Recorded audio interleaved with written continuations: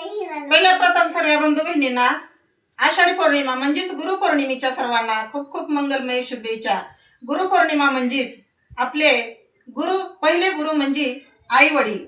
तर ह्या सुद्धा गुरुच्या चरणी काय म्हणा वाटतं, गुरुचरणी हे शिरा वाहिले पाहिजे, गुरुचरणी हे शिरा वाहिले पाहिजे, नम्र या परी राहिले पाहिजे, नम्र या परी राहिले पाहिजे।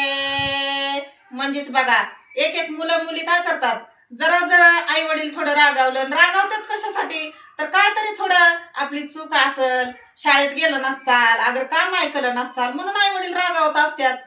तर त्यांच्यावर राग मानायचा नाही, आपण सदाच आई वडिलाच्या शिकवणीप्रमाणे आपण सदा नम्रपणे राहायचं आणि आपल्या जीवनाचं कल्याण करून घ्यायचं बाळांनो। धन्यवाद।